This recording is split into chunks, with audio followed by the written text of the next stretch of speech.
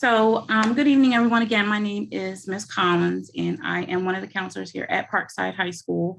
I'm going to be sharing some information with you this evening regarding paying for college. I know many of you have already heard from some experts on FAFSA and financial aid. I'm certainly no FAFSA guru. However, there is some information I think that might be helpful to you, and I'm hoping you will find it so. I'd like to introduce you to this little guy. If you happen to see him on any of the slides that I show this evening, please feel free to take a picture or a screenshot. These are some slides that I have highlighted as slides of importance. Of course, you can screenshot anything that you see, but definitely pay attention to the ones where you see this little icon. Okay, so there are many things to consider when you're thinking about paying for college. Lots of questions go through your mind. How much will it cost? Can we afford it? Will we qualify for scholarships? What if I don't receive scholarships? And what if I don't qualify for grants? Getting accepted to college is one thing, but paying for it is another. Many complete college applications without even considering how they're going to pay for it, and then they're stuck when they get there because it's a lot more than they anticipated. I've actually been a witness to some instances where students have been found outside, just sitting outside the financial aid office on the day of check-in simply because they're unable to get the room key because their bill hasn't been satisfied or settled. So you certainly want to make sure that you know what you're up against when you are applying to college and figuring out how to pay for it. So again, getting accepted into college is one thing, paying for it is another.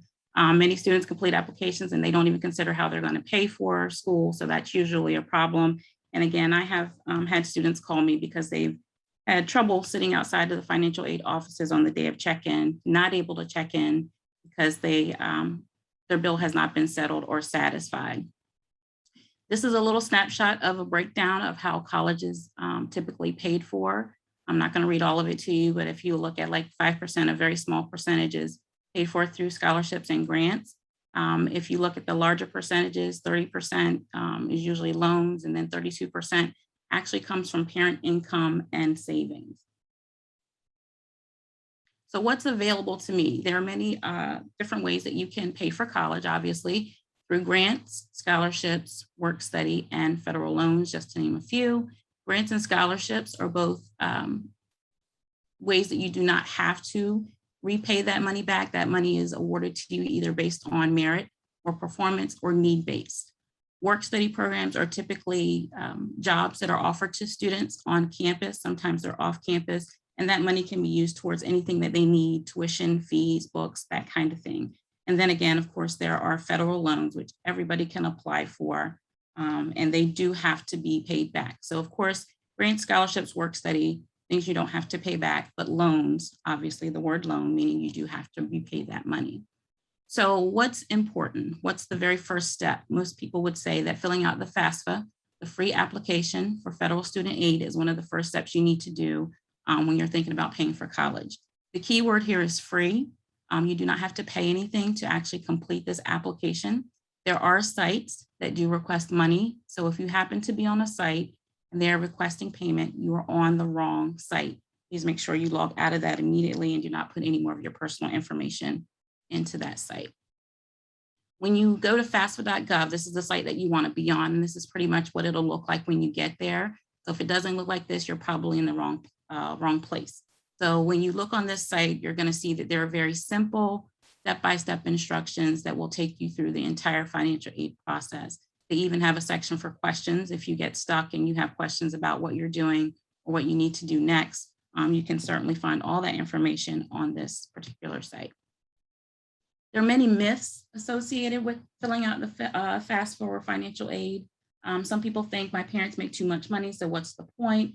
There are other students that are pretty much independent, but they're still living with their parents. So they're thinking, I'll take care of myself.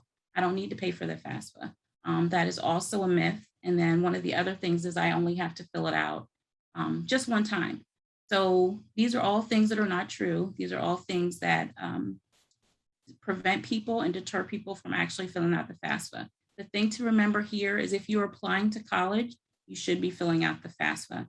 And you do need to fill it out each year. You can't fill it out one year and then expect to get aid for the following year because it's based off of tax information. So it's very important to remember. Why should you fill out the FAFSA? basically because this is opportunity for you to see what you qualify for and get money without having to rack up student loans. Some people may have to have loans. We totally understand that, but you also don't want to ignore or miss out on those opportunities that could be available to you that you don't know about, and you wouldn't know about unless you fill out the FAFSA. The FAFSA used to be a really daunting process. There was a lot of time that was spent completing the FAFSA. However, it's easy now. It's really fast. It's free. They have a data retrieval tool where it can link your information to the IRS information, so you don't have to enter all that tedious information yourself. So that's important to make sure that you select the IRS data retrieval tool, so that can help you with completing the process. And more people qualify than they realize. It doesn't necessarily go by your income. It's just, they consider a lot of things when you're applying for the FAFSA. They consider assets, they consider, the different things that your parents' businesses, that kind of thing. So you just don't want to ignore the fact that you think your parents make too much money and don't fill it out. Make sure you apply for the FAFSA. Another reason, and we just talked about this a few minutes ago, is basically the FAFSA is the key to opening up other opportunities for you, opportunities for scholarships that you would not know about or you would not be eligible for unless you complete the FAFSA. The same thing with state aid and grants. There may be internship opportunities out there. You may be a student who may need to work in college and you don't have transportation. So work study is a perfect example of how that kind of aid would be beneficial for you to have. This is some data that I found was kind of important over the past 3 years. The amount of FAFSAs that have been submitted, that number has declined significantly. And that simply means that people are not filling out the FAFSA. And it could be because of some of those myths that were shared earlier. But it's very important, again, if you're applying to college, you should fill out the FAFSA because you never know what you might be eligible for. I always tell my kids to think of a large pot of money when you're thinking about the FAFSA. Think of a large pot of money and the money is filled to the top. The earlier that you apply, the more money that's available to you. The longer that you wait, the less there is. The FAFSA opens up on October 1st, so it is open and ready for anybody that wants to get that process started. And it's very important that you start early. The deadline, of course, is March the 1st. We do have FAFSA Night in the fall. All of the high schools have FAFSA Night in the fall, but most of us also participate in a last call effort, if you will, in early February or mid-February, just before the March 1st deadline, to catch any of those students or parents who may have started the process and got stuck and got discouraged, or they haven't started, or they forgot. So we do have that opportunity available to kids, but you want to make sure that you have filed and submitted your FAFSA by March 1st. These are some FAFSA or financial aid nights that are scheduled in the county. I will say Why High, they had theirs last week. However, the counselors I know were available to assist any students and parents that may still need help with it. And I believe they're planning another night, but that information is not available at this time. James and Bennett, their financial aid night will be October the 19th. Mardella, and you can see the times there on the screen. Mardella's is October the 20th, and Parkside's is next Thursday, October the 14th. So if you're a student and you're planning to go to a Maryland college, please create what we call an MDCAPs account. The Maryland Higher Education Commission is another means or another resource for student aid through grant money. And that depends on, again, that links with your FAFSA, and it takes all that information into consideration. And if you're eligible for anything, any grant money that they may have, they will notify you to let you know. So it's important. It's only usually available to Maryland students unless you're a student who is pursuing a unique major outside of the state. And then there's a specific process, that you have to go through in order to get approval for that. But it's very important that you fill out an MDCAPs account. It's really simple. There's the website on your screen. There's a few steps that you have to do just to put in some personal information to create it. And then the rest will be generated through the Maryland Higher Education Commission. One thing that's important to remember, and I think I might have this listed twice, is that once you do this, once you complete this process, it is very important that students check their email accounts and that they check them frequently, including their spam and their junk folders. And the reason why you want to do that is because you have to actually accept the award. So it doesn't stop with you creating an account. Once you create that account, they're going to see what you're eligible for. They're going to send you an email that highlights that information, and they're going to ask you to accept that award. One thing that you also want to consider is the Maryland Community College Promise Scholarship. I think one of my slides might be out of order here. This scholarship is for students who are planning to pursue a community college education, and it's a scholarship that is awarded once all other means of grants or scholarships have been used up. So if there's anything, like if you qualify for any other grants from the Maryland Higher Education Commission, Pell Grants or anything of that nature, and then there's still things left over that you need to pay for, but you also qualify for this scholarship, that's when that kicks in. Right now, the data that's on, or the information about the Community College Promise Scholarship that's on their website is still referring to the 2021-22 school year. So your information for you guys who will be starting college in the fall has not been loaded yet, but you can certainly continue to check that website for that information. Yes, it was out of order. So going back to checking your spam or your junk folder, if you're applying to a Maryland college, you need to create a MDCAPs account. If you're not planning to apply to a Maryland college, we always encourage students to at least list a Maryland college on their FAFSA, because sometimes students will go out of state, and for whatever reason, there may be financial reasons, there may be some kind of emergency or medical emergency where they have to come back. They have to come back to Maryland. And if you don't have a Maryland college listed on your FAFSA, let's say you have to come back before second semester starts, and you possibly could have qualified for aid for Maryland. If you don't list a Maryland school, then you'll miss out on that opportunity. So we want to make sure that you are making the most of all of the opportunities that are presented to you, and at least list a Maryland college, even if it's the community college, if it's our local community college, list a Maryland college on your FAFSA so that you can be considered for Maryland aid if you need to be. The emails that they will send you to notify you that you have been, or that you are eligible for award, sometimes they will go to your junk folder or your spam folder, and you will get a series of 4 emails, but 3 are important. The first one is going to be like a congratulatory email saying, congratulations, and I'm paraphrasing, you're eligible for, this grant and this grant. Do you want to accept the award? They're going to give you a little bit of time, and then they're going to send you another email if you don't respond to that one. And they're going to pretty much say the same thing, giving you an opportunity to accept the award. The third email that a student would receive if they have not responded to the first 2 will be a warning. And that warning is basically going to say, this is your final notice before this money is no longer available to you. If you have not responded to either of those 3 emails, the 4th email that you get will be sorry. And again, I'm paraphrasing, but that money is no longer available to you. Because what happens is if you don't accept the award, they then use that award money for somebody else who might be eligible. So it's very important that once you create that account, give it a couple of weeks and make sure that you're checking your email account often. You don't have to contact them because they will notify you, but you need to check your inbox as well as your spam folder. Okay, applying for scholarships. Obviously, scholarships are a key source of free money. Basically, that's what they are. However, some students never apply. There's so much money that goes unused every single year because students don't take the time to apply. So we want you to be proactive, and spend the time to complete the applications. And an example that I often use for students is if you take an hour of your time, if it takes you an hour to fill out a scholarship application that's going to offer you $1,000, and you find out in May or June that you've actually been awarded that scholarship, then that means that 1 hour of your time, you made $1,000 pretty much. So take the time. It can be time consuming. However, once you do it a couple of times, you get in the rhythm, you'll have paperwork together, and all you'll have to do is photocopy and add and actually complete the actual application that you're looking to receive money for. Make a scholarship list or a chart.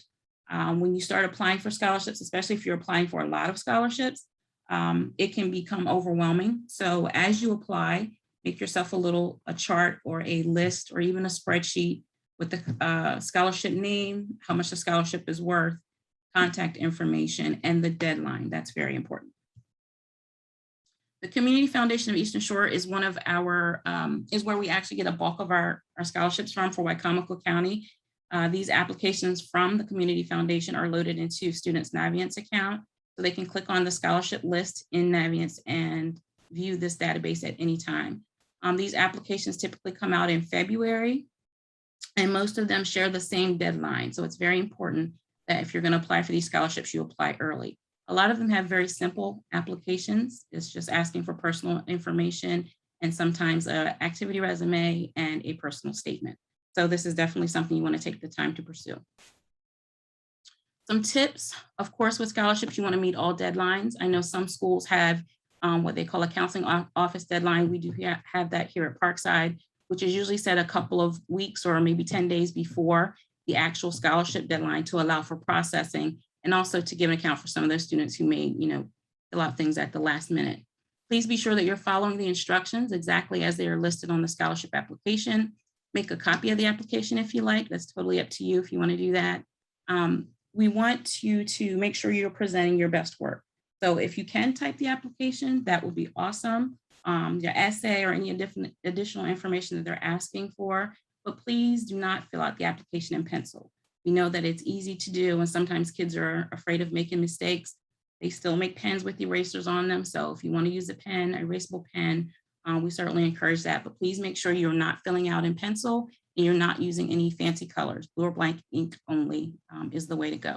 Make sure you're completing everything that's being asked of you, and please do not staple your applications unless they tell you to do so. A lot of times these applications are going to scholarship committees and they need to make copies of those applications to give to their members. So we ask that you not staple them, but use paper clips just to clip everything together. The best advice that I can give you regarding scholarships, if there was one takeaway, is simply to apply. Again, there are many scholarship dollars that go unclaimed every single year simply because students do not take the time to apply for them. There could be a scholarship that you may not even meet all the qualifications for, but because you're the only applicant and those representatives want to give money away, you may get that scholarship. So take the time to research and read the applications to see what you're eligible for or what you qualify for, and actually fill them out. And just, I'm almost finished here, I promise. Just some expert tips that have been provided for parents and students. Of course, filling out the FAFSA, doing your legwork, doing the searches, choosing an affordable school. You don't want to choose a school that is above your family's means, and you end up getting there and having to come back because you can't afford to pay for it. So make sure you're having honest conversations with each other about what you can afford. Apply for those scholarships, get a work study job if you need to. They encourage parents not to deplete their savings, to of course look for other means. Take out federal loans only if you have to, and if you have to borrow private loans, do that as a last resort. Private loans tend to have a higher interest rate than federal loans, so that's why they say that. Some of the other tips for paying for college and beyond in 2021 and beyond, is don't procrastinate. Make sure you're making a plan. Again, talk about it, have conversations with your parents about what you can afford, weigh your options, and then choose the best fit. Choose what's best for you. Don't choose a school because your friend is going there. Don't choose it. I know your parents may want you to go there, but that's not the reason to choose the school. A reason to choose the school is because it fits best for you, for your pocket, for you personally, for safety reasons. You have to visit campuses, of course, to make sure that you feel safe in that community. All of those things are important. So that's why it's important for you to make a plan when choosing to apply and pay for college. There are some things that you should remember. There are scams that are out there. They do exist. You never have to pay money to get money. So if you're filling out a scholarship or an application that asks you to pay a fee or to ask you to send $100 to their agency, please don't do that, because you don't have to pay money to get money. There are plenty of opportunities and resources out here available to you where you won't have to do that. Be careful how you're sharing your personal information, because any skilled person can certainly create a website. So you want to make sure you're using trusted sites only. And some of those sites include the ones that you see here on your screen. These are ones that come directly from financial aid offices like UMES, Salisbury University, and Warwick. These are sites that they recommend to students. So we trust those, and those are usually the ones that we refer students to. Again, things that you just get emails from randomly, I question those. If you don't recognize them from one of these that are on the list, I would be hesitant to pursue that unless you make sure you do your homework to make sure it's a legitimate site. And one last thing is very important. When you're paying for college, obviously, if you get scholarships from the representatives, it's always nice to say thank you. A little gratitude goes a long way because there are also, you have classmates that are coming in behind you, they're applying for scholarships. So sending a nice little thank you card doesn't have to be anything fancy. You get thank you cards from the Dollar Tree all day long, but just get a thank you card to say thank you. You appreciate their time and their consideration, and that you are thankful for what has been awarded to you. And that's pretty much it. That's all I have for you. Do you have any questions for me?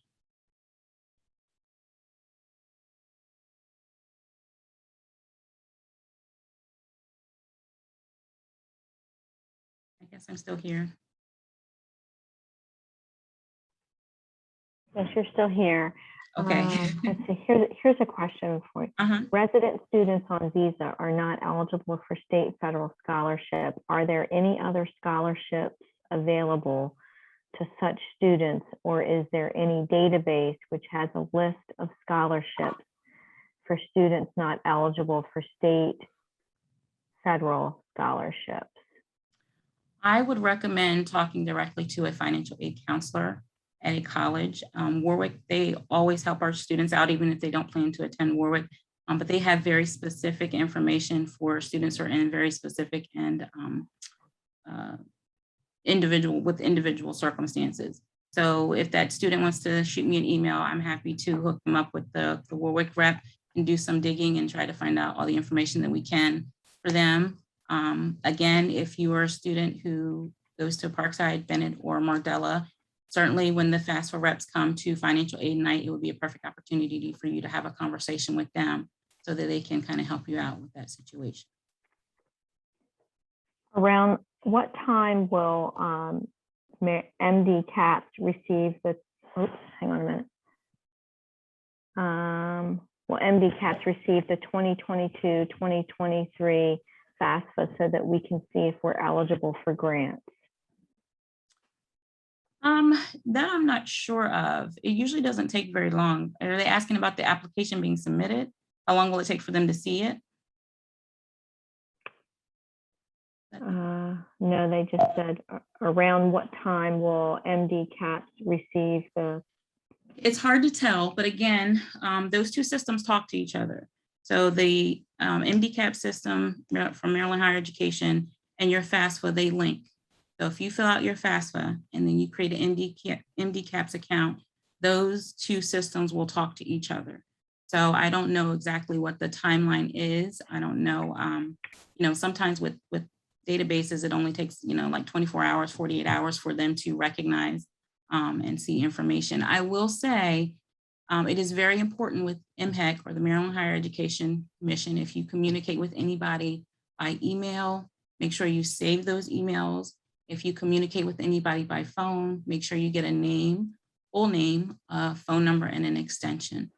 Sometimes the process can be a little bit challenging with follow-ups and making sure that things are taken care of or information has been received. So again, I would always suggest that if you're going to communicate with the Maryland Higher Education Commission, that you do it in writing so that you have the email with the time stamp on there, the date and the time that you emailed. Make sure you're getting your needs met and your issues addressed. Okay. Ms. Matthews, who helps a lot of students at Y-High, mentioned that many private colleges provide institutional aid for Dreamers. So that might be another resource for them. Another student asked, do you have to pay back FAFSA like the loans? So FAFSA is a combination. It can be grants and it can be loans. So when you get that email from the Maryland Higher Education Commission, you may be eligible for just loans. You may be eligible for a grant, the educational assistance grant, and student loans. It just depends on what you're eligible for. So again, anything that is a grant or a scholarship, you do not have to repay. Anything that is a loan, you do have to repay that money. So if you get a loan from FAFSA, then yes, you will have to repay that. Okay, parents or students, any other questions that you might have? tonight? Oh, any tips for parents who started late saving for college? I would say, again, pursue all of the free options, pursue all the scholarships and the grants that you can. One other thing I forgot to say is it's important for your students to, I think, to have a relationship with their financial aid counselor. So once they meet them, make sure that they stay in contact with them, that they know who they are, because sometimes if you have a really good financial aid counselor, if there's extra money that just kind of needs to be spent, or if they get any kind of extra money for like book scholarships, a lot of times they're not able to or not allowed to advertise that per se. However, if your student has a good relationship with their counselor and they realize, oh, you know what, I know that Keisha needs, this, that, and the other, and she might call her down or send her an email and say, hey, I need you to come to my office and fill out this application. I have had students where that has happened for them and they've gotten money for books. Again, some money has come into the financial aid office that they really can't advertise. So it's important to establish those relationships, get names and phone numbers of people that you talk to so that you're not being bounced around to a bunch of different people. Relationships. Okay. Yeah. And I know that sometimes when students are in college, as their situations at home might be changing, a parent might lose their job, it's important that they, like you mentioned, have that, because if they start that relationship at the beginning, then it's going to be easier for them to go in and have a conversation and let their financial aid office know. Some things have changed in my household. My parent lost their job, or, some other event has happened in the family that could affect their ability to pay their tuition. And just to throw in there as well, sometimes, usually every year we have one or two students who come from a challenging parenting situation where parents may not be willing to provide their information for the FAFSA because they have reservations for whatever reason. So if you happen to be one of those kids, or you happen to have a friend that you know is in that situation, please come and speak to your student or your school counselor so that they can help you navigate through that whole process, because it does happen. There are ways, or there is support out there for those students, but we have to know about the situation in order to be able to help them. Okay. One more question. Another student asked, what is SAR? I saw it when I completed my FAFSA form. So that's your student aid report. And basically, like back in the day, they used to send us that report in the mail. If there were any errors or there were any issues that needed to be fixed, or if there were any inconsistencies. So you want to make sure you take a look at that to see if there's anything that's missing, anything that, again, is inconsistent, or if there are any errors that you need to complete. Basically, it's your student aid report. They've reviewed your FAFSA, and based on the information that you've entered, this is the report that they've generated with it. Okay, great. Thank you, Ms. Collins. We appreciate all the great information that you shared with us tonight. You're so welcome. Thank you so much. You're welcome. Have a good night, guys.